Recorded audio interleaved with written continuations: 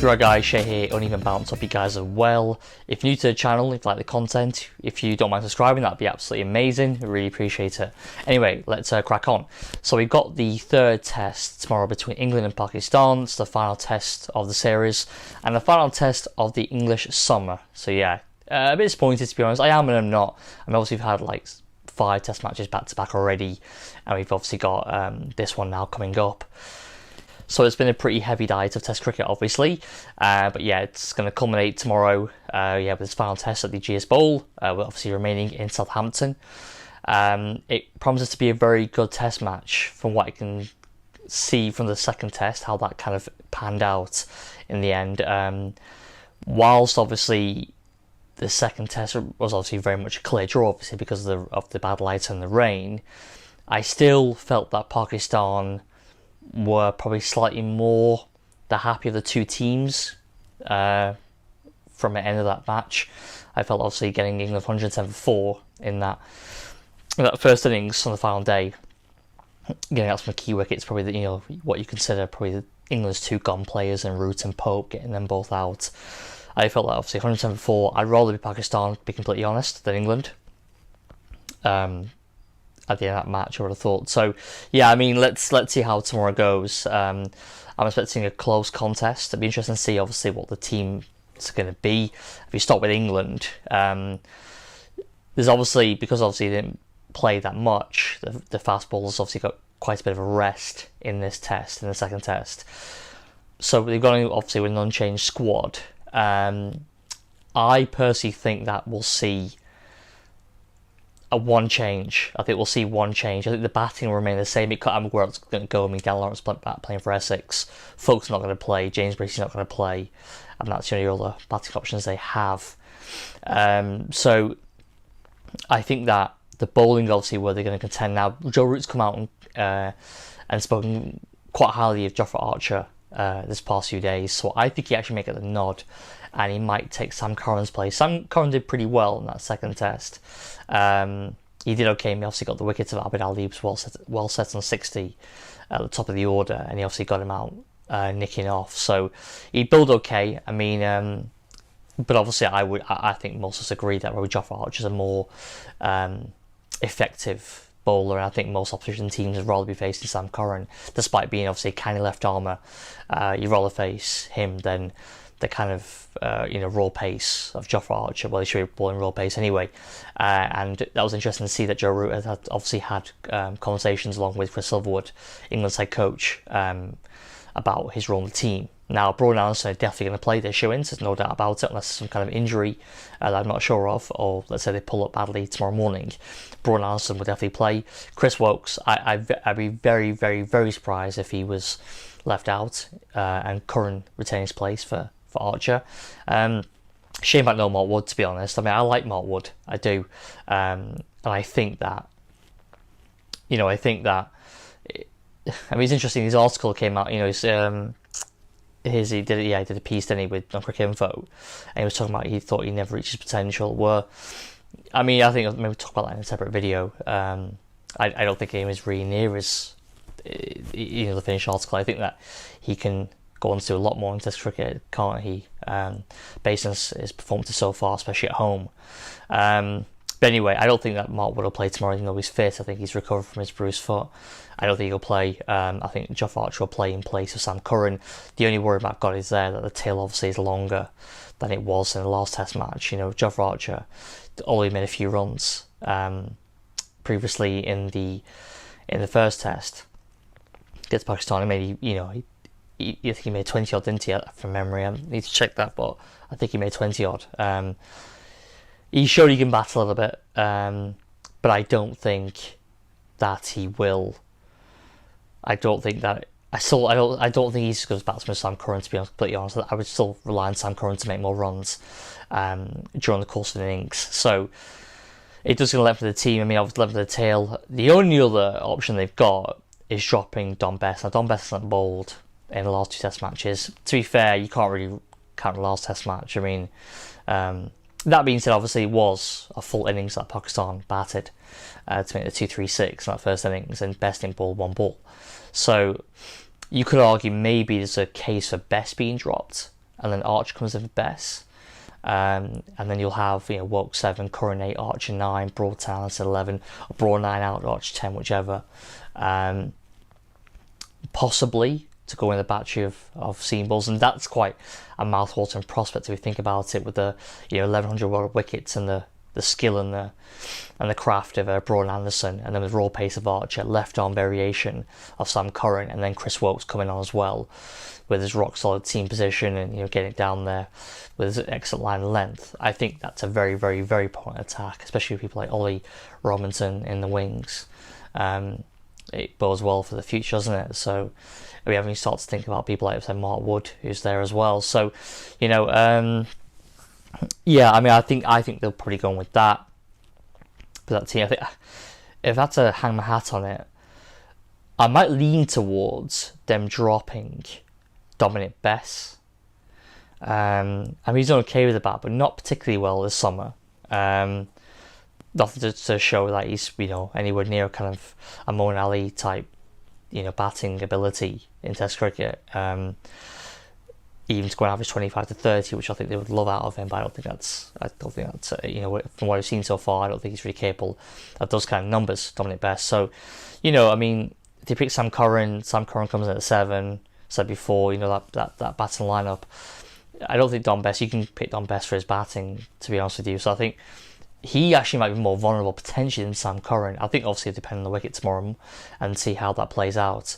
But yeah, if I had to hang my hat on it, I'd say Archer will come back in. And I will say I'm going to say for Dom Bess. I'm going to say for Bess. I think they may, based on the last 2 Test matches, they may feel they don't necessarily need him. That Pakistan played him pretty well. And the fact he's averaging 46, I think, with the ball this summer. That being said, obviously Josh Butler's not exactly helped him, has he? Too much. So I think, yeah, I'm going to go with Bess making way. So we'll see. Pakistan, I think all eyes, isn't it, on Fawad Alam. How unlucky is that guy? Bloody hell. He comes back to Test cricket after 11 years. He gets massively slated for his batting technique, which is not too dissimilar to the legend who is shitting around Chanderpaul. And to be honest with you, not massively dissimilar. It is quite similar, but Rory Burns not the great starting technique before trigger movements, pre-trigger movement.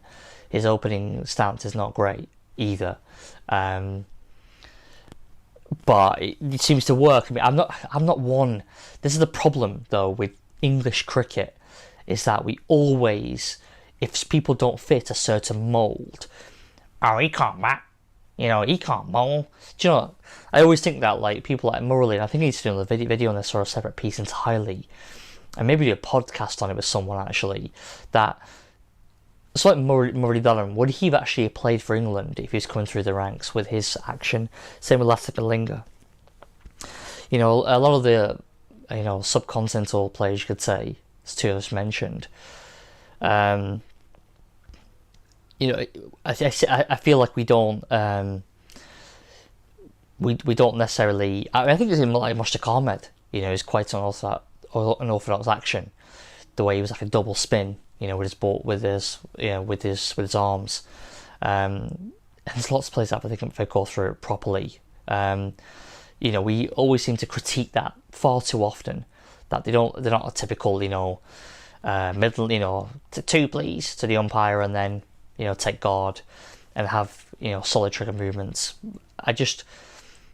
The English cricket is definitely moving away from that from when I started watching in the early 90s, but I still think there's elements of that, especially amongst the fans, by watching. So it doesn't matter if he's averaging 50, 56, 57 in first class cricket in Pakistan. The guy deserves opportunity, and yes, it wasn't great, and he got caught in the crease by I think Woakes wasn't at LB, and it did look a bit messy. But you surely after 11 years can't, given that one opportunity. I mean, he was feeling so bad.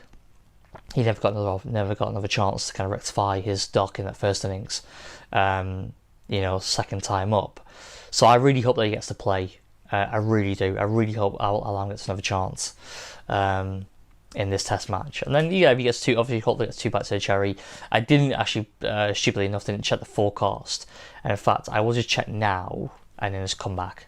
Right, guys. So I just checked. There's rain forecast tomorrow, Monday and Tuesday. So days 4 and 5, and obviously the first day tomorrow, cloudy and sunny on Saturday and Sunday. So we should hopefully get a fair amount of cricket in, which obviously will be good. I thought would happen in the second Test match. So I'm gonna go for I'll get to in a second actually about that, but just to finish off on Pakistan, the only change I guess you could consider is Shadab Khan coming back into the team.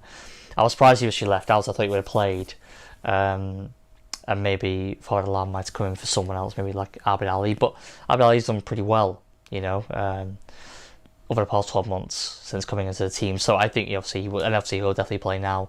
He made a 60 in the second Test. So yeah, I mean, I'm gonna go with. I like to say an unchanged teams for Pakistan, to be honest. I think Alam deserves another opportunity. I think obviously the fast bowlers, they only bowled a handful of overs in that first innings for England. Yeah, I mean obviously England only batted for 43 overs in that first innings, so the bowlers have got a fair bit of rest there. So obviously I know they were obviously quite tired after the English chase in that first Test match, but obviously got a few days rest, and obviously had quite a bit of rest in this Test match as well. So they're fully rested now. I can only assume that the same three will line up, injuries permitting, of Abbas and Asim Shah and Shaheen Shah Afridi. So yeah, I think that will be the same trio of fast bowlers, and then seamers, and then you'll get Yasir Shah backing them up. And I think I'm hoping they go the same team. I won't be surprised if they pick Shadab Khan, but I feel really sorry for Fabid Alam if that happens. I don't see any other changes happening. So yeah, that's pretty much it. I think Pakistan side. And that being said, I said, I know obviously Pakistan lost the first Test, and they obviously was very much a drawn match in the second. I'm still going to favour Pakistan, even though I know England are going to be very, very keen to finish off the summer. Have a successful, kind of enter this English summer and go out with back-to-back Test series victories, and 3 on the trot obviously with the South Africa series, end up in a win at the start of the year. It'll be a very, very good year, 2020. In terms of Test matches for England. So yeah, obviously Joe would be very happy with that. And he's saying how he wants to finish on the high, even though he doesn't know when it's going to be the next Test match. He's absolutely right. What's going to happen. I think that the India series may get moved, but possibly rescheduled. Who knows? I think there's so much uncertainty at the moment. Uncertainty that they have to kind of just really enjoy and embrace every Test match that's that they're playing in. So I think they will come out hungry, but I just feel like Pakistan might just nick it this one. I just feel like they were unlucky in the first Test match. It was fantastic from Wilkes and Butler in the end to chase it down, the 277. But Pakistan did really well in that Test match. They were very much in that game pretty much the entire way. And then obviously this Test match, I think that Pakistan just shaded it, and I think they'll be the happier team. I think at the end, going off that day, on the 5th day, I think that they'd have been slightly happier, as Ali as opposed to Joe Root. So yeah, I think we'll see. We'll just see how it goes. I still feel with England's tail with Wilkes at 7. I mean, granted, obviously he made the 80 odd in that first Test match, but if you go back before that, he was averaging less than 13 over the last 2 years. Horrific form. So we don't know what was going to turn up, and I just feel that lineup. What could have happened? I think England's still a little bit vulnerable, and you got people like Rory Burns, who's averaging 33. Over the across the summer, or the 31 across the summer actually, and the bulk of those runs he made in the third Test match, 19 and 57, that third Test, so yeah, I'm not really, so I don't know. I think that just Sibley still got issues down, especially with, that leg side. It's a bit vulnerable, isn't he? He just falls away a little bit, his balance is wrong, and he seems to fall away and to be prone to that tickle down the leg side, very soft dismissals. Zach Crawley I like a lot, and I'll talk about him in the second Test match review. But then, Root's problems are well documented, averaging less than 40 now for the last 2 years, late 30s, Pope's a superb player, got out in this Test match. He got, a couple of rippers in the first Test, got out in this Test match and wasn't wasn't a beauty by any stretch of the imagination. You got out cheaply in this one. No Stokes. Butler's obviously found some form, which is great. But yeah, I don't know. I just feel like still there's a few chinks. But there's chinks in Pakistan's batting as well. There's something to get twisted. And obviously England's bowling is very good. So it's going to be a really close test match. I just feel like Pakistan might just... They found their straps now, obviously. They were rusty coming to the first test. England had 3 test matches in their legs from the West Indies series. And I just feel like Pakistan will hit their strides in this test match and just about pull up a victory. I'm going to go... I mean, I'm saying that with no conviction whatsoever. But I'm going to go with a Pakistan win and another drawn series. Just like 2016-18. So yeah, obviously they've come out from the brink as well in those 2 series. So yeah, I'm going to go with that. I'm going to go with a Pakistan win. Yeah, and to preserve their unbeaten record, which will now stretch to 10 years if they do. So yeah, that's it from me, guys. If you enjoy the content, please do, like and share. Leave me a comment. What do you think? Am I wrong? Am I right? I don't mind if you feel like I'm wrong. Happy to, take criticism, as long as it's constructive, no problem at all. Feel free to fire some comments my way. I would actually really welcome it, to be honest. That'd be great. So yeah, do let me know what you think. And if you do like the video and the other videos that you've hopefully seen, subscribe. Okay, all right, guys, and I will see you on the next one. All right, cheers.